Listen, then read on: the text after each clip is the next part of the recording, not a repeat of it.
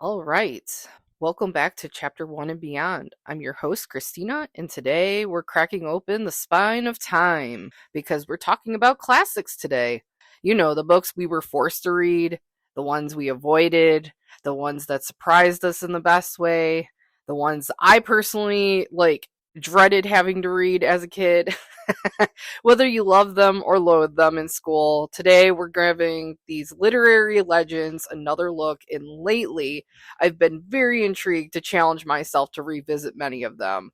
Before I dive in, I just want to shout out to all the listeners that have repeatedly been coming back to my podcast. I'm 5 episodes in now because today is episode 5, and I am beyond amazed with how many that are tuning into this podcast. I really didn't realize I could distribute to Spotify and all these other platforms other than YouTube. So this is really fun and exciting. And hey, I'm getting better with editing. I'm getting better with planning my episodes out. I'm getting better with even recording. So I'm not blasting in your ear. I promise I will be going back eventually to edit and fix the audio on those other episodes because I do realize my face was definitely way too close to the microphone. So apologies for that awkwardness. But I'm absolutely having fun with this little project of mine. I know many on YouTube ask for liking and subscribing, etc. But honestly, I want to be transparent with you all. I am not here to drive subscribers. Believe it or not, I am here to share what I can about books, get all of my thoughts out on in video audio form, and just really start connecting with like-minded individuals within this space through my Discord channel. That would be awesome to grow. If there ever was a point where this took off, I personally feel that this is just an outlet for me, and I'm having a good time with it. This is really helping with satisfying my creative side of my brain, and I appreciate everyone that has been supporting this. I definitely am still learning and, overall enjoying the process, and I hope you are too. I know many on Book Talk and BookTube grow their channels by monetizing, but I personally get annoyed with that and feel it should be free of that content, because with the society and world that we live in right now, it's constantly being thrown in our faces, and it's just nice to have like one place that you can like escape to and have where you don't have to worry about it. So I personally feel at this time I'm going to pledge not to have that kind of content. That's just me. But you know, if that is your thing, I get it, but it is not my thing. I don't know about all of you. I can't be alone in feeling like this, where, there's got to be an outlet somewhere to escape from. So, whether it's your books or whether it's this podcast or whether it's, other YouTube channels that I have not found yet within the BookTube community. But yeah, that's just my take. I don't know about all of you, but I may be the oddball, or I may not be alone in all this. But anyways, let's dive into my first segment of this episode. Today's episode, we're like I said, we're gonna be talking about the classics that intimidated me. We're gonna be revisiting the ones that shaped who I am and shook me, and ones that I avoided like the plague, and now have been itching to get on my TBR list. So, so this first segment, let's talk about the classics that intimidated me. So when I think about classics, when I hear the word classic, to me it's more well-known stories, authors, and timeless books that can be read by future generations that stick with you. I think like Lord of the Rings is a classic? Absolutely. Do I think William Shakespeare and Charles Dickens, their stories and plays? Heck yeah, and honestly, many of the fantasy series that I've been diving into, like, Harry Potter. Like, I'm absolutely obsessed with Harry Potter, in the Lord of the Rings, The Hobbit, heck, even like, a Game of Thrones and the Hunger Games. I truly feel that those could really be considered modern day classics, because, like, we got these repeated readers that keep coming back and they want more, and that, like, I love how these authors continue to add to the story.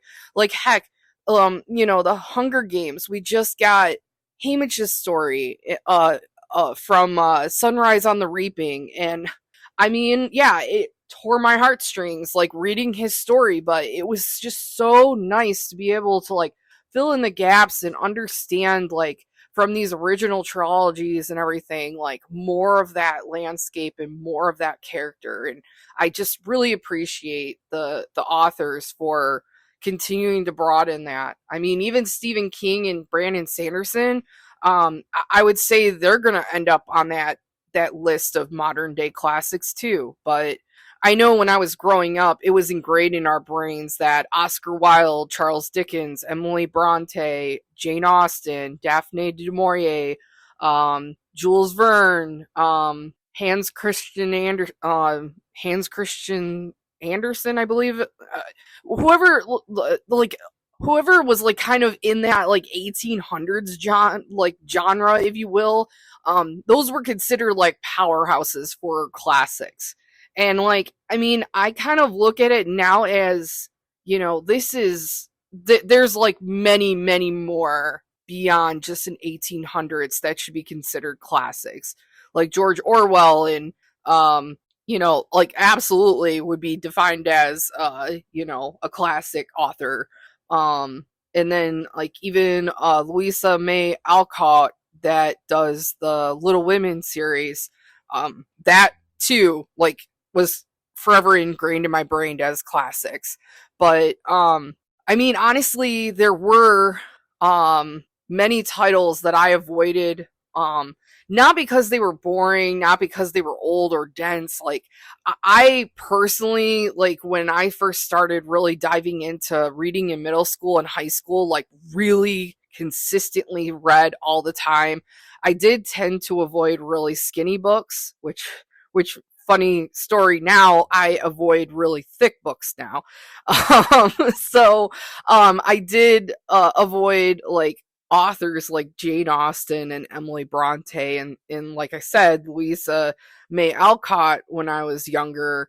But it wasn't because they were old or it was intimidating. It wasn't in my interest, I guess. It wasn't something that I thought at the time was relatable to me.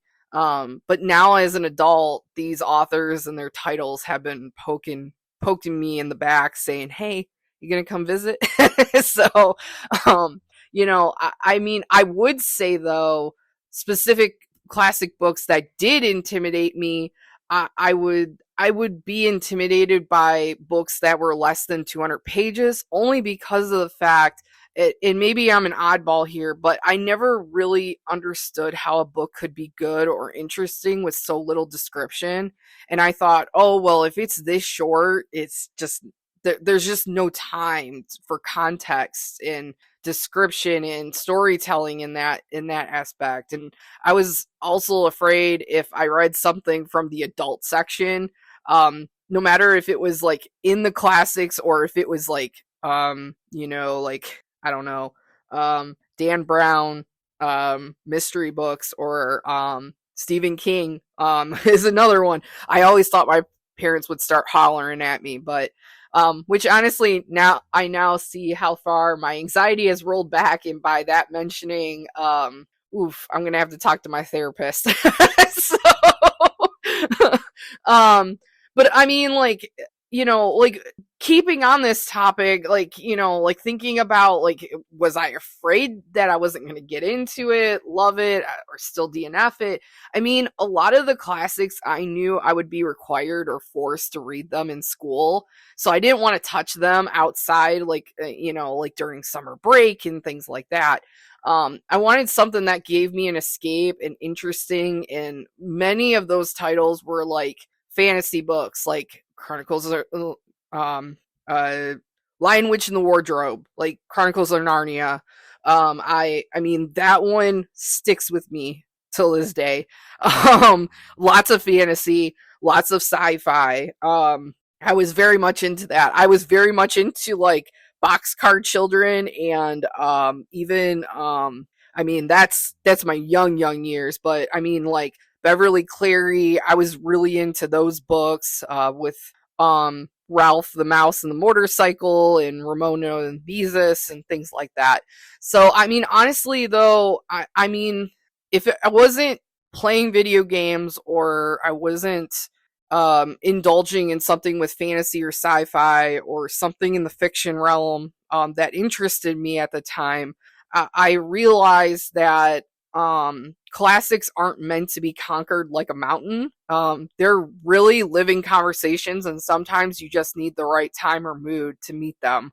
There really is no timeline on when they should be tackled, and I feel confident that, you know, even though I never read them as a teenager or a middle schooler or child, you know, I still feel like I still have that opportunity to revisit them. And, you know, some titles do pop out more than others. But yeah, let's dive into like the books that I was forced to read in high school. Yeah, there were quite a few of them. You know, so like um let's see. What you know, what titles come to mind that I was assigned to in school in that I couldn't really connect with? I mean, generally speaking, when I am required or assigned something, it's hard for me to draw a connection and get into the book that way. Many of the books that I was like kind of required to read in high school, I personally, I personally just didn't care. So, we were constantly writing essays and doing quizzes and doing tests. Like some of the titles that were on that list was like The Metamorphosis, To Kill a Mockingbird, The Great Gatsby, All Quiet on the Western Front, 1984, Picture of Dorian Gray, Of Mice and Men, the uh the Outsiders. I mean, there's like so many, and I mean, many can probably relate to that list because like within the 2000s, that was the popular list of books that was required. Now, would I say that the classroom setting ruined the experience of certain books? No, I don't. I wouldn't say that. I mean, yeah, we were forced to, like, we were required to read them, and I don't agree, like, that, you know, we had to read them, but I understand why they put them in the curriculum. I mean, as an adult now, like, you know, I thoroughly enjoyed many of them, like 1984. I really enjoyed that book. And actually, I went on to reading Aldous Huxley's A Brave New World, and I read George Orwell's Animal Farm. I also read the original inspiration for 1984. I cannot pronounce this author's name to save my life, but it was called We, W-E. Look it up. Honestly, the best dystopian I probably have read, like even like on top of 1984. And I honestly see how it kind of relates and influenced 1984 for George Orwell. I'm gonna be honest, like even like The Handmaid's Tale, that one gave me freaking nightmares. But I mean, I'm gonna be honest with you, like there, like, you know, you get like all of these different titles, like The Scarlet Letter and The Giver and, you know, The Raven, like by Edgar Allan Poe, and, you know, like you kind of are just like in this groove of, okay, well, I just need to get this done because it's an assignment, it's required for graduation, you know. I'm glad that the classroom setting really pushed me outside of that comfort zone. Would going back, like, would I would appreciate it? Probably still not, just because like I was very stubborn when I was younger. So so yeah, I mean, like honestly, I don't think like the classroom had any like you know, like basis for ruining the experience of these books. Now, would I say that these books written by authors I appreciated later on in life? Absolutely. Like I said, George Orwell influenced, like inspired me to like look at these other dystopian books. And honestly, I think that's probably why I love reading dystopian books, even if it's not considered a classic. Like 1984 alone will forever ingrained in my brain, and like I said, We was another title that was a classic dystopian, and Harper Lee, Charles Dickens, and F. Scott Fitzgerald are like authors I continuously keep revisiting and wanting to read more of their works because I just appreciate the way that they shared their stories, and even now they're just timeless rereads for me. Just because like a lot of the material like Charles Dickens wrote, like it's just so relatable, and it's scary on how like history repeats itself, but I'm going to be quite honest, like like it's nice to have something relatable now as an adult. Maybe I didn't relate to it as a child or a kid or a teenager, but these authors really help shape like how I kind of like absorb information and stories now. Like it's just more in my niche of like interest, if you will.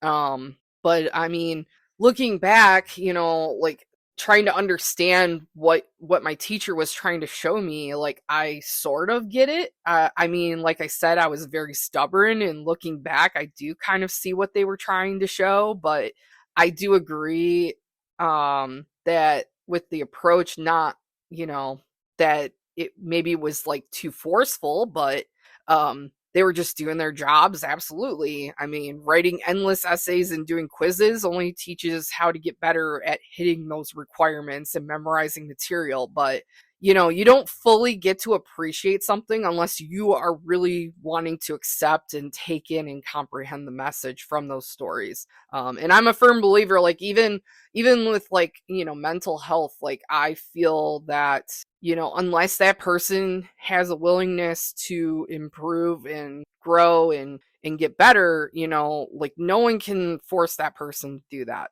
So not like most of these titles and stuff, they're not for everybody, and not everyone's going to have the same interest, but that's what makes us all unique.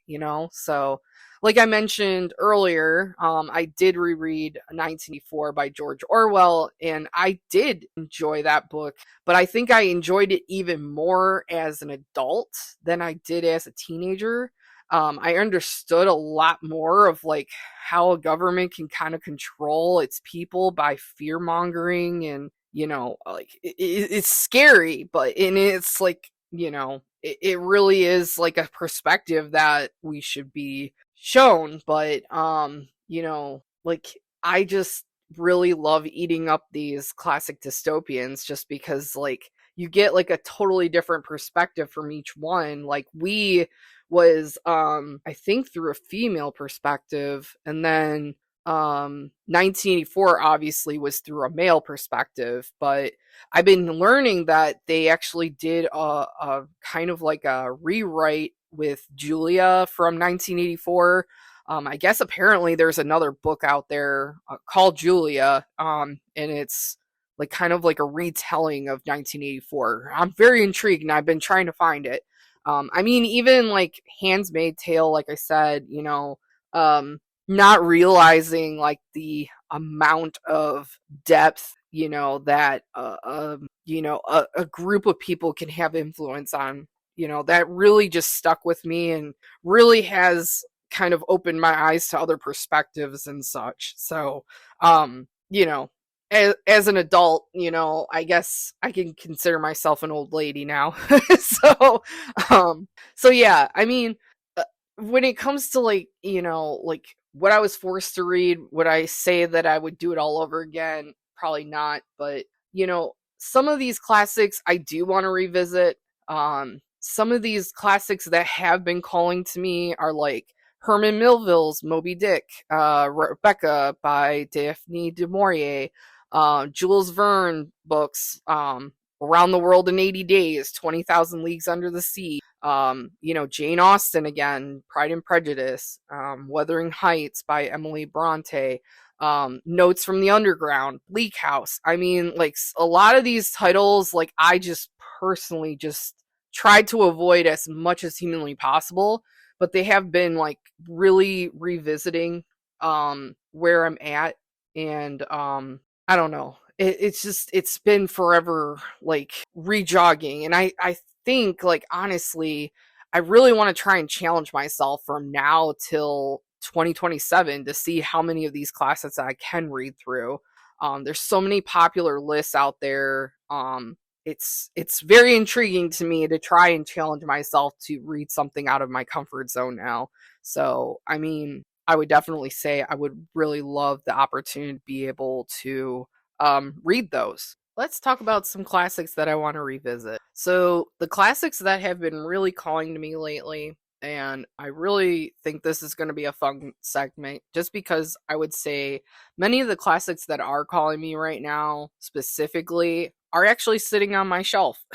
so so it works out great. So I would definitely say Moby Dick by Herman Melville, Rebecca by Daphne du Maurier, Jules Verne's Around the World in 80 Days, 20,000 Leagues Under the Sea, H.G. Wells.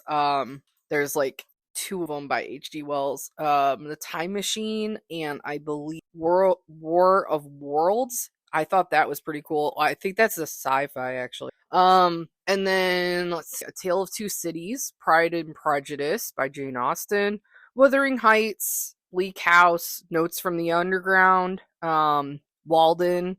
I think I have like a combined like edition where it has both of those in it. So that'll be fun tackling two books in one.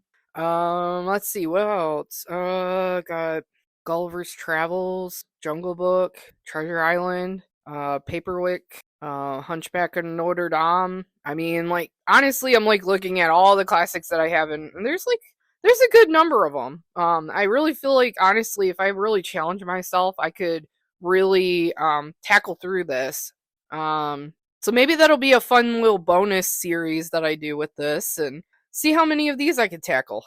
So I don't know. I have way too many freaking lists. I swear, like it's just nonstop list after list after list, and I have piles of books everywhere. So it probably looks like a mad woman lives here, but it is what it is. Oh, I almost dropped my freaking microphone.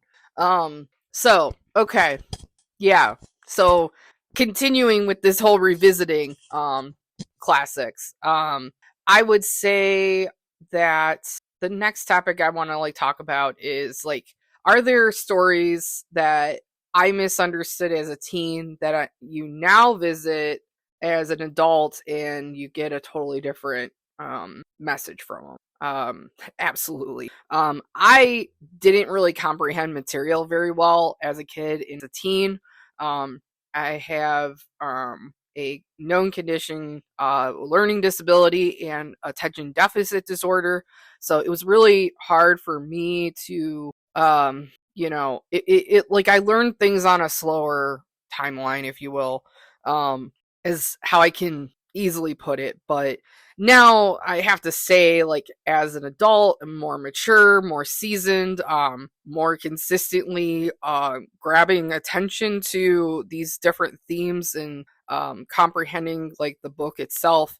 I would say I found that Great Gatsby in 1984. Like, I definitely missed that whole like message that the story was trying to portray as a teen compared to an adult. And I can really I find it really intriguing, like as an adult now, like really diving back in, because like I personally feel like I can relate more to these stories and it just interests me a lot more. And maybe that's because my taste in like reading has evolved, because I know a lot of the titles I used to like visit, like I said, were like children's stories, young adult. I didn't dare go into the adult section just because like I thought I would get in trouble, or I was worried about the content that was in adult books, and I didn't think I was ready for that. But I mean, I even would say that avoiding horror books and thriller books were something that I avoided like the plague. So seeing like infamous titles, I've been super intrigued to revisit them, create another list, and hopefully dive into them. I know like a lot of like these titles and many more titles that I've been finding on these popular lists of classics to read before you die type. I know that sounds morbid, but some of the lists were labeled like that. And I mean, I can easily get these titles on ebook through Libby app or through the library. Even like the secondhand shops like Half Price Books, Thrift Books, and even Book Outlet has like these collector's editions of the classics too, which I personally have been trying to keep away from that section because the temptation at times can be too overwhelming. So, but honestly, like anytime like I reread a book, like I've reread the Harry Potter series probably more than a dozen times. And actually the first time that I read that series was when I was much older. I've read like book 1 when I was a kid, but I never got through the whole series, and like absorbing, that experience as an adult was just like chef's kiss. So, I mean, what I usually hope for on gaining from rereading with the more life experiences that I personally would love to get a better understanding and perspective of the influences of these stories during the period of time. I know that history likes to repeat itself. It's been over and over and over again.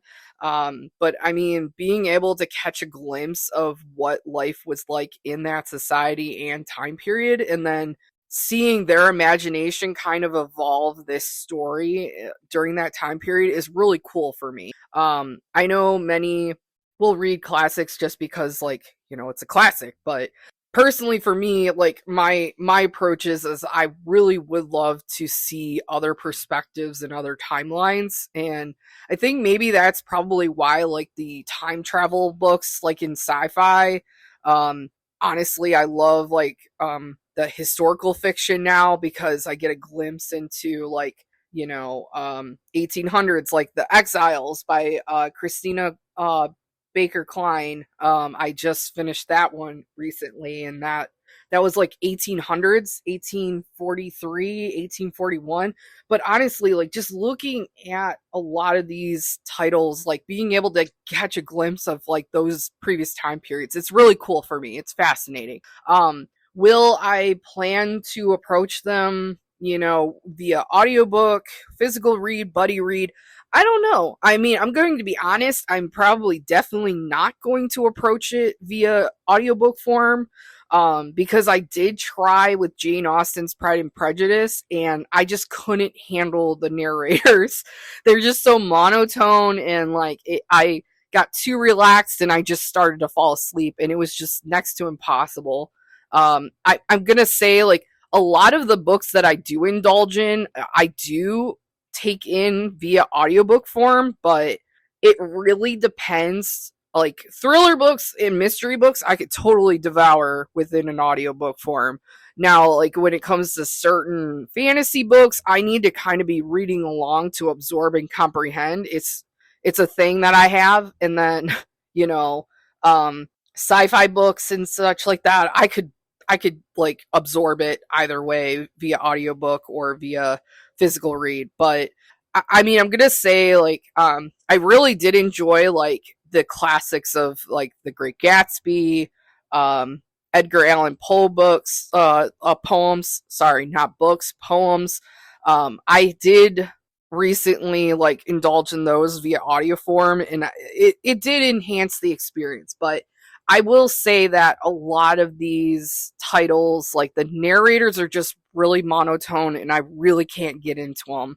So, I mean, I love the Roaring Twenties era in a good pirate hero story, which is probably why, I got into The Great Gatsby and Peter Pan. But, it's fine. I mean, honestly, it's fine. So, I mean, as long as I'm absorbing it and I'm enjoying the experience, like that's all that matters. So, okay, so for this final segment of this episode, and I know I've been going on quite a bit. I think this episode's probably going to be the longest episode so far to hit my podcast. So let's talk about what classics taught me about empathy, history, or perspective. Oh gosh, this is actually a great talking point. Just because like there were so many books that do help, like the Midnight Library by Matt Haig. That one, I know I repeatedly keep bringing that one up, but it really helped like put perspective into my life. And I love a book that does that. I love a book that's able to really draw me in and like make that kind of impact. And I would say like A Tale of Two Cities by Charles Dickens really taught me about societal statuses and seeing from multiple perspectives. Les Mis, I saw that on Cleveland's Playhouse Square, and oh my gosh, obsessed. Like it's so nice, like being able to like kind of see like the different perspectives. And honestly, I could say like even 1984 too. Like just seeing how terrifying fear and control over people can influence how society has to act and how they have to be controlled, and all these dangerous people rising to power. Like oh gosh, like that really opened up my eyes too. Like even reading the Diary of Anne Frank too, like just seeing like what those poor people had to go through during that period, and hiding in an annex. Like I can't even begin to imagine. But I mean, in the last title that I would say like that really taught me empathy and or a perspective is The Lord of the Flies. What I did listen to on audiobook made me really hate bullying and assault and just being nasty towards people for no reason. Like that just made me hate it more. So, so I mean, like I didn't read through all of Lord of the Flies because the narrator for that audiobook just like once again was putting me asleep, too monotone. Like I just have found that there's really no easy way to read a classic when you are doing an audiobook form. Just because like you have like older generations reading it, and like it's gotta be, for me to be drawn into an audiobook, it's about the experience and how that voice person, actor, however you want to call it, they personally like portray that. So I mean, if you're not drawing me in and I'm like, this is the like things like that, I just can't get myself to stay focused. But I will say too, like another the next point that I want to like talk about is like, do I appreciate the beauty of the writing or the timelessness of the oh yeah, definitely. Though some of the language is really hard for me to understand and explore, it's beautiful being able to see, like I said, that time period and like influences from that time period, or seeing that imagination like kind of evolve into the story that it became, and I would definitely say that my taste or understanding has matured since first reading. And I know I've repeatedly said this, but revisiting a lot of these books and like going back through and rereading has really evolved my taste in books. Like, I was not privy to reading horror books and adult books, and now, I'm very interested in horror books, and I am interested in classics, and I am interested in historical fiction. I mean, I definitely have harnessing my old lady status. Just kidding. I would definitely say, that it has definitely evolved my tastes and interests in books. But that's not a bad thing. But a lot of people, like I remember a lot of teachers mentioning like how classic books matter. And, looking back on that, discussion and really thinking about it now in my current time of life, I would definitely say they do still matter. Like, if I were to go back and have a conversation with my teacher about this, like, I would definitely say something completely different than what I responded originally. Because originally I didn't really see the value and the lessons that you could learn from these classic books and stories. But I'm gonna be honest. Like, I feel that they're important, and I feel that, when the time is right for each individual and they want to give it a go, I really think like some of these titles that I mentioned in this episode would be a great starter pack. Like, maybe I could put together a bonus episode of, like, if you were interested in classics, these are the titles I would recommend. If you're interested in this or that, I could totally do that. But I mean, honestly, I don't think classics are meant to be like this perfect picture. I really think that classics just give you a glimpse of what it was like, and giving you that timeless story to, pass on if it really made an impact for you. So but yeah, I mean, I'd be curious, what classics intimidated you the most, and which one surprised you with how much you loved it? I mean, I would love to hear from you guys. Definitely share your thoughts on my Discord channel. The link will be provided below. And then on the next episode on Chapter 1 and Beyond, get ready for a heart pounding ride through the world of thrillers and mystery thrillers. Woohoo! I'm diving into books that kept me up way too late. There was quite a few of them. The twists I didn't see coming, and the ones that are completely messed with my head in the best way possible. Whether you're into psychological tension, dark secrets, or fast-paced whodunits, this episode will definitely be for you. So don't miss it, because sometimes the most dangerous stories are the ones you can't put down. But until next time, keep reading, keep wondering, and I'll see you in the next chapter.